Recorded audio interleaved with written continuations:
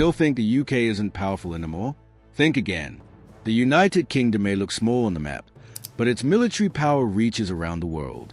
It's not the biggest, not the richest, and not the loudest nation out there, but it's one of the smartest and most capable. Here's why. The UK operates 2 massive aircraft carriers, each loaded with F-35 stealth jets. It has nuclear submarines on patrol every single day since 1969, always ready to respond. It leads NATO cyber defense and plays a key role in the Five Eyes intelligence network. It's even building laser-powered fighter jets with Japan and Italy. Sounds impressive? There's more. The UK trains allies, deploys forces fast, and protects global sea routes. When Russia invaded Ukraine, the UK sent weapons and trainers first. When tensions rose in Asia, British warships showed up. That's not luck, that's planning, power, and precision. So what really makes a country powerful today? Numbers or intelligence? By the end, you'll see why the British military might be the most underrated force on Earth. The British Empire once ruled a quarter of the world. It controlled countries in Asia, Africa, and America. But after World War II, that empire broke apart. Many countries became free, and people thought Britain was weak. But Britain didn't fall, it changed. Instead of ruling other nations, it started working with them. Old colonies became friends and partners. Military posts turned into NATO bases. Trade routes became safe sea paths protected by the Royal Navy. The Commonwealth grew into 56 countries that still share British training and defense. So even after the empire ended, Britain stayed powerful. Here's how. In 1949, Britain helped start NATO, joining forces with the US and Europe. It kept a permanent seat at the United Nations, giving it a strong voice in world decisions. It still has 16 military bases around the world, from Cyprus to Kenya, Gibraltar, and the Falklands. That gives Britain global power and fast action anywhere on Earth. Britain didn't lose its power, it updated it. Now it uses alliances, intelligence, and technology instead of control and colonies.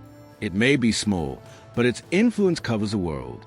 The Royal Navy once ruled the world's oceans with no rival. But after years of cuts and downsizing, people thought Britain's navy was finished.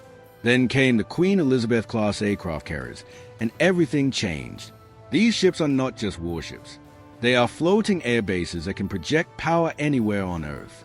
Each one weighs 65,000 tons and can carry 40 F-35B stealth jets. That gives Britain more high-tech fighter planes at sea than most countries have in total. When one of these ships arrives near a hot zone, the balance of power shifts fast. It's not about threat, it's about control and presence. Here's the real power behind them. The UK now has 2 carriers, HMS Queen Elizabeth, 2017, and HMS Prince of Wales, 2019. They are supported by Type 26 and Type 31 frigates and Type 45 destroyers armed with Sea Viper missiles. These fleets have already operated in the Indo-Pacific, Mediterranean, and Arctic. Unlike land bases, these ships don't need permission to move. They can reach any ocean in weeks. That's what makes the Royal Navy's reach unmatched for its size. Britain doesn't compete with superpowers, it works beside them, and that teamwork makes it stronger than ever.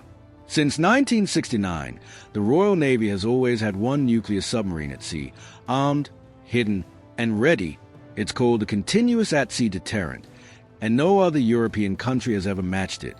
It's Britain's silent shield, a promise that if attacked, it can strike back instantly. No speeches, no warnings, just quiet power. Each Vanguard-class submarine carries up to 16 Trident II missiles, each loaded with nuclear warheads that can hit targets 7,000 miles away. The crew stays underwater for months, with their location secret and orders sealed. They only surface in emergencies, and if the command comes, their response could end a war before it begins. There are 4 subs in service: HMS Vanguard, Victorious, Vigilant, and Vengeance. They've been on patrol non-stop for 56 years. Now, the new Dreadnought-class subs are being built to take over in the 2030s at a cost of £15 billion. These will keep Britain's nuclear defense ready until the 2050s. No one can attack what they can't find. That's why Britain's deterrent is independent, reliable, and unstoppable. The power isn't in firing a missile, it's in making sure no one dares to start a fight. While other countries build tanks and missiles, the United Kingdom is focusing on cyber power. The UK's National Cyber Force, NCF, is run by GCHQ and the Ministry of Defence. It can protect Britain's systems and attack enemy networks anywhere in the world. This is a war with no bombs or soldiers, just computers and information.